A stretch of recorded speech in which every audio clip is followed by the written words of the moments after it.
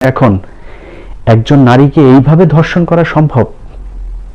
আওয়ামী লীগের লোকজন এখন জানেন যে আপনি যদি ধর্ষণ করেন, আপনি চুরি করেন, ডাকাতি করেন, যাই করেন, আম্মা একজন উপরে বসে আছেন, তিনি বাঁচাবেন। শুধু আওয়ামী লীগ নৌকায় ভোট দিলেই চলবে। যে ধর্ষণ নিয়ে আমরা আজকে কথা বলছি, সে ধর্ষণ এর আগে ঘটে নাই? 2018 সালে নির্বাচনের রাতে 4 সন্তানের জননী ধর্ষিতা হয় নাই? সেই ধর্ষক মেম্বার রুহুল আমিন, তিনি কিন্তু এখনো পর্যন্ত বাইরে আছেন জামিনে। সে মামলায় তার কিছুই হবে না। এই সরকার যদি থাকে, এক সময় গিয়ে সেই মামলাটাই খারিজ হয়ে যাবে, কারণ তিনি নৌকা করেন। অতএব তিনারা জানেন যে নৌকা করলেই সব কিছু থেকে মাপ পাওয়া যাবে। কিন্তু রুহুল আমিনদেরকে বলতে চাই, মা বোন আপনাদেরও আছে। আপনারা প্রকাশ্যে একজন নারীকে ধর্ষণ করে যদি বেঁচে যান, আজ হোক কাল হোক আপনার মা বোন তারাও ধর্ষণ হতে পারে। সিলেটের ঘটনা এখন কিন্তু আর আমাদের মাঝে নাই, 1 সপ্তাহ পার হয় নাই। যেহেতু ছাত্রলীগ সেই ঘটনার সাথে জড়িত ছিল, সেই কারণে তাদেরকে বাঁচানোর জন্য এরই মধ্যে নানান ধরনের পদক্ষেপ হাতে নেওয়া হয়েছে। ডিবিসি টেলিভিশন, যেটা আওয়ামী লীগের মুখপাত্র, সেই টেলিভিশনে একটি সংবাদ এসেছে, সেই সংবাদটার একটু আমরা শুনে আসি। ঘটনা শিকার নারীর এজাহারের বর্ণিত নামের সঙ্গে মিল নেই আসল নামের। ইচ্ছে করে কিংবা অনিচ্ছাকৃত যেভাবেই হোক বিষয়টিকে এজাহারের বড় ভুল আখ্যা দিয়ে বলা হচ্ছে, এতে সুবিধা পেতে পারেন আসামিরা। কেন নাম ভুল করা হয়েছে সেটারও ব্যাখ্যা দিয়েছেন একজন আইনজীবী। যারা আসামি থাকেন তাদের জন্য এটা বেনিফিট হবে, তাদের জন্য সুবিধা হবে। এবার চিন্তা করুন, সিলেটের ঘটনা ঘটেছে মাত্র 1 সপ্তাহ। এই 1 সপ্তাহের মধ্যেই সরকারি ষড়যন্ত্র শুরু হয়ে গেছে ছাত্রলীগের নেতাকর্মীদেরকে বাঁচানোর জন্য। আমার 15 মিনিটসে একটি ইমেল এসেছে, সেখানে এই ধর্ষিতার এলাকার বা তার আত্মীয় স্বজন, তিনি তার কোনো পরিচয় দেননি, তিনি বলেছেন যে যেই নারী ধর্ষিতা হয়েছে তিনার পরিবারকে এখন হুমকি দেওয়া হচ্ছে যে বিশেষ একজন ছাত্রলীগের নেতাকে সেখান থেকে নামের তালিকা থেকে বাদ দিয়ে দিতে।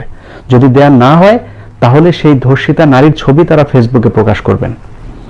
এবার চিন্তা করুন, আমাদের নিয়ম অনুযায়ী ধর্ষিতা যতক্ষণ পর্যন্ত মারা না যাবেন ততক্ষণ পর্যন্ত গণমাধ্যম তার ছবি প্রকাশ করতে পারে না। এখন সেই পরিবারটা তো আতঙ্কে থাকবে, তারা একে তো ধর্ষণের শিকার হয়েছে, তার উপরে যদি তাদের সেই ছবি প্রকাশ পায়, মানুষের সামনে মুখ দেখাতে পারবে না। হতেও পারে সেই গ্রামের মানুষও জানে না যে এই ঘটনাটা আসলে কার ক্ষেত্রে ঘটেছে। যে কারণে তারা এই কৌশলটা এখন হাতে নিয়েছে, তারা সেই ছবি প্রকাশ করে দিতে চাচ্ছে। এভাবেই চলছে। অতএব আমি মনে করি দেশের যে রাজনৈতিক পরিস্থিতি, তাদের যে পেশি শক্তি, সেটাকে না কমানো পর্যন্ত দেশের বর্তমান পরিস্থিতি কোনোভাবেই ঠিক হবে না। একদলীয় শাসন যেটা চলছে, সেটার জন্য বিএনপিরও দায় আছে। আমি কখনোই বিএনপি আওয়ামী লীগ বিশেষ কোনো দলের হয়ে কথা বলি না, অনেকের কাছে অনেক রকম মনে হতে পারে, সেটা আপনার ব্যাপার। কিন্তু আমি বিশ্বাস করি যে বিএনপি যদি দীর্ঘদিন ক্ষমতায় থাকতো, এই বিএনপিরও একটা শ্রেণী এরকম একটা পর্যায়ে হয়তো এসে পড়তো। যদি আওয়ামী লীগের একটা ইউনিক ক্যারেক্টার আছে, তাদের এই জন্মগতভাবেই এই দলটির ঐতিহ্যের সাথে এই ধরনের গুন্ডামি, ধর্ষণ, লুটতরাজ এগুলো মিশে আছে একেবারে শুরু থেকে, একদম শুরু থেকে।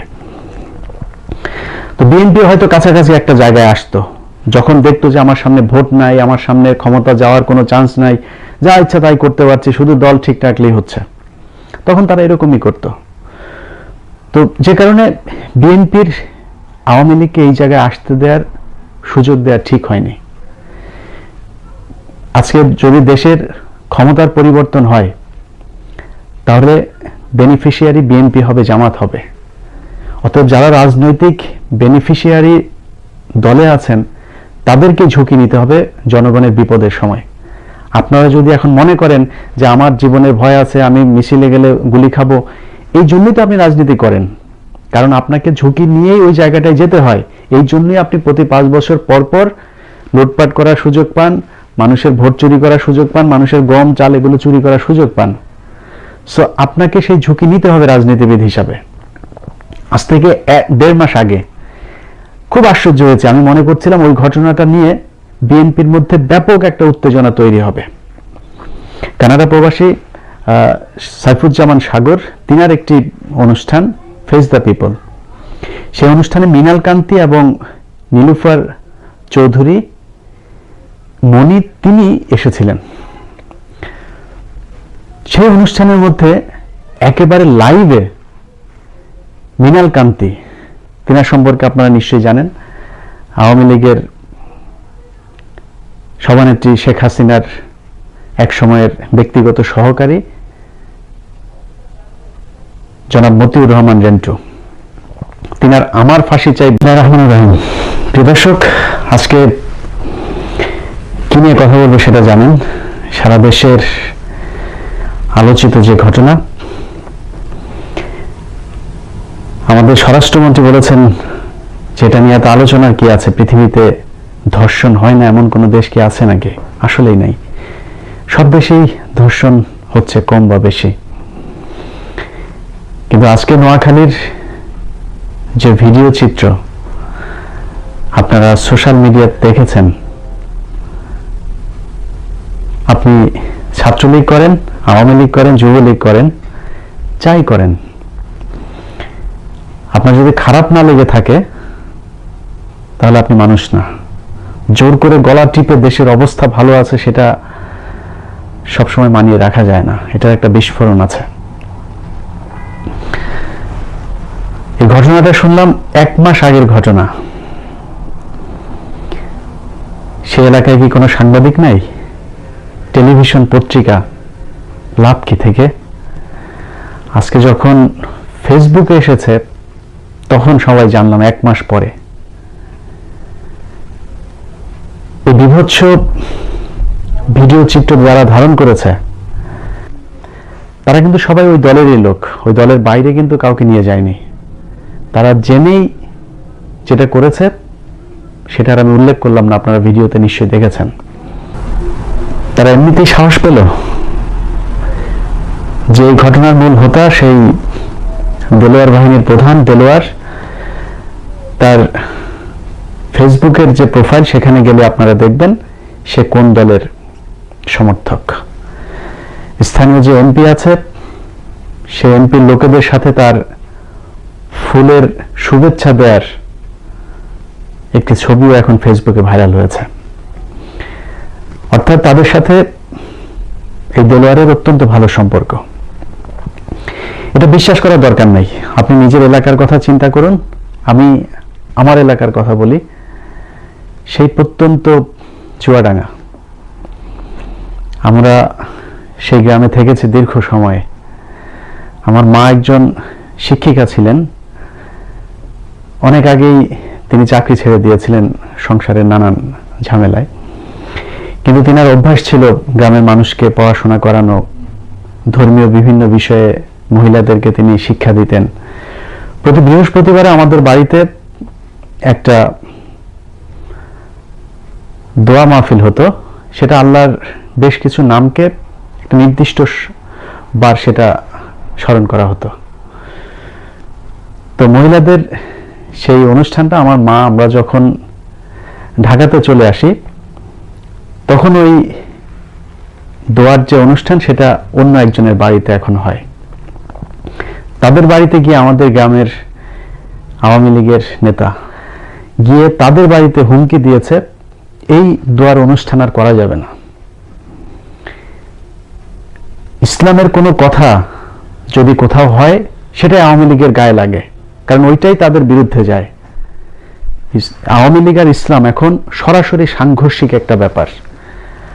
আপনি যদি এই মুহূর্তের আওয়ামী লীগ, যেটা এই মুহূর্তের আওয়ামী লীগ যদি আপনি করেন, আল্লাহর কাছে আপনাকে জবাব দিতে হবে, কারণ আপনি সরাসরি মুসলমানদের বিরুদ্ধে অবস্থান নিয়েছেন, সরাসরি কোরআন হাদিসের বিরুদ্ধে অবস্থান নিয়েছেন। এতদিন ধরে বাংলাদেশ চলছে, কোনোদিন খুতবা পরিবর্তন করতে হয় নাই, খুতবা নিয়ন্ত্রণ করতে হয় নাই। আপনাদেরকে খুতবা নিয়ন্ত্রণ করতে হচ্ছে। ওয়াজ করতে গেলে সেখানে যে বক্তারা কি বক্তব্য দিবে, কোরআনের রেফারেন্স দিয়েও যদি সেই বক্তব্য দেওয়া হয় সেটাও আপনাদের বিরুদ্ধে যায়, কারণ আপনারা যে কাজ করছেন সেটা কোরআনের বিরোধী। ছোট্ট একটা ভিডিও ক্লিপ দেখে আনি আপনাদের। একজন আলেম, আমার খুব ভালো লেগেছে লোকটাকে।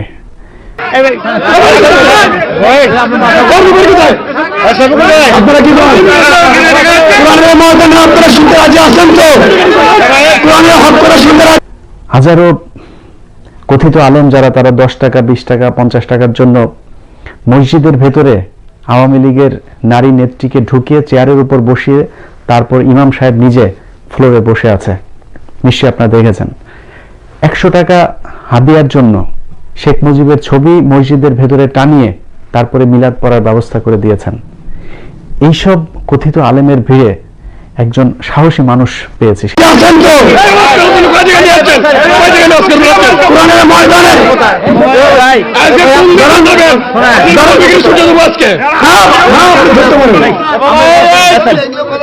এই আলেম আমার ভিডিও যদি দেখে থাকে তার প্রতি আমার শ্রদ্ধা থাকলো, কারণ এই দুঃসময়ে সাহস দেখানোর মানুষের সংখ্যা অনেক কম। আমি মনে করি একটা মসজিদের ইমাম সে কত টাকা বেতন পায়?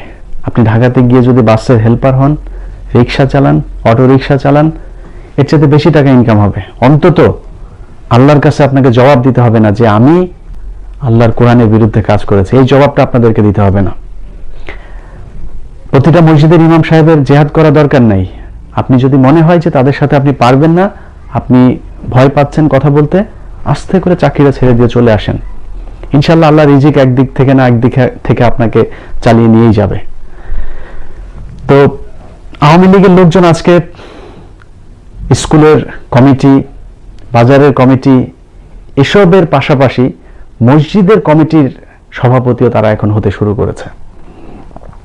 ঘুষখোর, সুদখোর, ভোটচোর, চালচোর, ত্রাণচোর, ধর্ষক, এরা এখন মসজিদের সভাপতি। এলাকায় যার আওয়ামী লীগের জোর বেশি সেই ওই এলাকার মসজিদের সভাপতি হচ্ছেন। তো তিনারা ধর্মীয় প্রতিষ্ঠান পর্যন্ত যারা নিয়ন্ত্রণ করেছেন, সেই মানুষগুলো কোনো এলাকায় একজন সাধারণ মানুষ যার আওয়ামী লীগের বিশেষ মানুষের সাথে ভালো সম্পর্ক নেই, তার পক্ষে বাংলাদেশে বসে এখন একজন নারীকে এইভাবে ধর্ষণ করা সম্ভব? আওয়ামী লীগের লোকজন এখন জানেন যে আপনি যদি ধর্ষণ করেন, আপনি চুরি করেন, ডাকাতি করেন, যাই করেন, আম্মা একজন উপরে বসে আছেন, তিনি বাঁচাবেন। শুধু আওয়ামী লীগ নৌকায় ভোট দিলেই চলবে। যে ধর্ষণ নিয়ে আমরা আজকে কথা বলছি, সে ধর্ষণ এর আগে ঘটে নাই? 2018 সালে নির্বাচনের রাতে 4 সন্তানের জননী ধর্ষিতা হয় নাই? সেই ধর্ষক মেম্বার রুহুল আমিন, তিনি কিন্তু এখনো পর্যন্ত বাইরে আছেন জামিনে। সে মামলায় তার কিছুই হবে না। এই সরকার যদি থাকে, এক সময় গিয়ে সেই মামলাটাই খারিজ হয়ে যাবে, কারণ তিনি নৌকা করেন। অতএব তিনারা জানেন যে নৌকা করলেই সব কিছু থেকে মাপ পাওয়া যাবে। কিন্তু রুহুল আমিনদেরকে বলতে চাই, মা বোন আপনাদেরও আছে। আপনারা প্রকাশ্যে একজন নারীকে ধর্ষণ করে যদি বেঁচে যান, আজ হোক কাল হোক আপনার মা বোন তারাও ধর্ষণ হতে পারে। সিলেটের ঘটনা এখন কিন্তু আর আমাদের মাঝে নাই, 1 সপ্তাহ পার হয় নাই। যেহেতু ছাত্রলীগ সেই ঘটনার সাথে জড়িত ছিল, সেই কারণে তাদেরকে বাঁচানোর জন্য এরই মধ্যে নানান ধরনের পদক্ষেপ হাতে নেওয়া হয়েছে। ডিবিসি টেলিভিশন, যেটা আওয়ামী লীগের মুখপাত্র, সেই টেলিভিশনে একটি সংবাদ এসেছে, সেই সংবাদটার একটু আমরা শুনে আসি। ঘটনা শিকার নারীর এজাহারের বর্ণিত নামের সঙ্গে মিল নেই আসল নামের। ইচ্ছে করে কিংবা অনিচ্ছাকৃত যেভাবেই হোক বিষয়টিকে এজাহারের বড় ভুল আখ্যা দিয়ে বলা হচ্ছে, এতে সুবিধা পেতে পারেন আসামিরা। কেন নাম ভুল করা হয়েছে সেটারও ব্যাখ্যা দিয়েছেন একজন আইনজীবী। যারা আসামি থাকেন তাদের জন্য এটা বেনিফিট হবে, তাদের জন্য সুবিধা হবে। এবার চিন্তা করুন, সিলেটের ঘটনা ঘটেছে মাত্র 1 সপ্তাহ। এই 1 সপ্তাহের মধ্যেই সরকারি ষড়যন্ত্র শুরু হয়ে গেছে ছাত্রলীগের নেতাকর্মীদেরকে বাঁচানোর জন্য। আমার 15 মিনিটসে একটি ইমেল এসেছে, সেখানে এই ধর্ষিতার এলাকার বা তার আত্মীয় স্বজন, তিনি তার কোনো পরিচয় দেননি, তিনি বলেছেন যে যেই নারী ধর্ষিতা হয়েছে তিনার পরিবারকে এখন হুমকি দেওয়া হচ্ছে যে বিশেষ একজন ছাত্রলীগের নেতাকে সেখান থেকে নামের তালিকা থেকে বাদ দিয়ে দিতে। যদি দেয়া না হয় তাহলে সেই ধর্ষিতা নারীর ছবি তারা ফেসবুকে প্রকাশ করবেন। এবার চিন্তা করুন, আমাদের নিয়ম অনুযায়ী ধর্ষিতা যতক্ষণ পর্যন্ত মারা না যাবেন ততক্ষণ পর্যন্ত গণমাধ্যম তার ছবি প্রকাশ করতে পারে না। এখন সেই পরিবারটা তো আতঙ্কে থাকবে, তারা একে তো ধর্ষণের শিকার হয়েছে, তার উপরে যদি তাদের সেই ছবি প্রকাশ পায়, মানুষের সামনে মুখ দেখাতে পারবে না। হতেও পারে সেই গ্রামের মানুষও জানে না যে এই ঘটনাটা আসলে কার ক্ষেত্রে ঘটেছে, যে কারণে তারা এই কৌশলটা এখন হাতে নিয়েছে, তারা সেই ছবি প্রকাশ করে দিতে চাচ্ছে। এভাবেই চলছে। অতএব আমি মনে করি দেশের যে রাজনৈতিক পরিস্থিতি, তাদের যে পেশি শক্তি, সেটাকে না কমানো পর্যন্ত দেশের বর্তমান পরিস্থিতি কোনোভাবেই ঠিক হবে না। একদলীয় শাসন যেটা চলছে, সেটার জন্য বিএনপিরও দায় আছে। আমি কখনোই বিএনপি আওয়ামী লীগ বিশেষ কোনো দলের হয়ে কথা বলি না, অনেকের কাছে অনেক রকম মনে হতে পারে, সেটা আপনার ব্যাপার। কিন্তু আমি বিশ্বাস করি যে বিএনপি যদি দীর্ঘদিন ক্ষমতায় থাকতো, এই বিএনপিরও একটা শ্রেণী এরকম একটা পর্যায়ে হয়তো এসে পড়তো। যদি আওয়ামী লীগের একটা ইউনিক ক্যারেক্টার আছে, তাদের এই জন্মগতভাবেই এই দলটির ঐতিহ্যের সাথে এই ধরনের গুন্ডামি, ধর্ষণ, লুটতরাজ এগুলো মিশে আছে একেবারে শুরু থেকে, একদম শুরু থেকে। তো বিএনপি হয়তো কাছাকাছি একটা জায়গায় আসতো, যখন দেখতো যে আমার সামনে ভোট নাই, আমার সামনে ক্ষমতা যাওয়ার কোনো চান্স নাই, যা ইচ্ছা তাই করতে পারছি, শুধু দল ঠিক রাখলেই হচ্ছে, তখন তারা এরকমই করত। তো যে কারণে বিএনপির আওয়ামী লীগকে এই জায়গায় আসতে দেওয়ার সুযোগ দেওয়া ঠিক হয়নি। আজকে যদি দেশের ক্ষমতার পরিবর্তন হয়, তাহলে বেনিফিশিয়ারি বিএনপি হবে, জামাত হবে। অতএব যারা রাজনৈতিক বেনিফিশিয়ারি দলে আছেন, তাদেরকে ঝুঁকি নিতে হবে জনগণের বিপদের সময়। আপনারা যদি এখন মনে করেন যে আমার জীবনের ভয় আছে, আমি মিছিলে গেলে গুলি খাবো, এই জন্যই তো আপনি রাজনীতি করেন, কারণ আপনাকে ঝুঁকি নিয়েই ওই জায়গাটায় যেতে হয়। এই জন্যই আপনি প্রতি 5 বছর পর পর লুটপাট করার সুযোগ পান, মানুষের ভোট চুরি করার সুযোগ পান, মানুষের গম চাল এগুলো চুরি করার সুযোগ পান। সো আপনাকে সেই ঝুঁকি নিতে হবে রাজনীতিবিদ হিসাবে। আজ থেকে 1.5 মাস আগে খুব আশ্চর্য হয়েছে, আমি মনে করছিলাম ওই ঘটনাটা নিয়ে বিএনপির মধ্যে ব্যাপক একটা উত্তেজনা তৈরি হবে। কানাডা প্রবাসী সাইফুজ্জামান সাগর, তিনার একটি অনুষ্ঠান ফেস দ্য পিপল, সেই অনুষ্ঠানে মৃণাল কান্তি এবং নীলুফার চৌধুরী মনি তিনি এসেছিলেন। সেই অনুষ্ঠানের মধ্যে একেবারে লাইভে মৃণাল কান্তি, তিনার সম্পর্কে আপনারা নিশ্চয়ই জানেন, আওয়ামী লীগের সভানেত্রী শেখ হাসিনার এক সময়ের ব্যক্তিগত সহকারী জনাব মতিউর রহমান রেন্টু, তিনার আমার ফাঁসি চাই বইতে কি লেখা আছে সেটা নিশ্চয়ই আপনারা জানেন। তো সে কথা আর তুলতে চাই না। তো রেন্টুর এই ধর্ষণের স্বভাব তার নিজের ব্যক্তিগতভাবে তো আছেই, এই আওয়ামী লীগের দলীয়ভাবেই এটা তাদের একটা ঐতিহ্য, যে কারণে এই স্বভাব সবসময় গোপন করে রাখতে পারে না, হুটহাট করে বের হয়ে যায়। তিনি নীলুফার ইয়াসমিনকে চৌধুরীকে কি বলেছেন সেই ভিডিওটা একটু শুনে আসি, চলুন। আপনাকে আদর করার ইচ্ছা আছে, ভয় দেখাবো কেন? আমি আপনাকে আদর কথা বলবেন না, আপনাকে বাজে না, আপনি আদর, আপনার মধ্যে যদি মিনিমাম শিক্ষা থাকতো, একটা বোনের সাথে, একটা নারীর সাথে, একটা মহিলার সাথে কোন ভাবে, কোন ল্যাঙ্গুয়েজে, কোন স্কেলে কথা বলতে হয় আপনি সেটা জানেন। চিন্তা করেন, এই ঘটনাটা কিন্তু আজকের না, 1.5 মাস আগের। বিএনপির মুখে আপনারা কোনো উত্তেজনা দেখেছেন? এটা নিয়ে কেউ কোনো সংবাদ সম্মেলন কিংবা কোনো কথা বলেছেন? নীলুফার চৌধুরী মিনু মনি তিনি কিন্তু লোকাল কোনো নেত্রী না, তিনি কেন্দ্রীয় একজন নেত্রী। এবং আমি মনে করি বাংলাদেশের যত কয়জন শিক্ষিত, ভদ্র, মার্জিত, শালীন রাজনীতিবিদ আছে, তার মধ্যে এই নীলুফার চৌধুরী মনি একজন।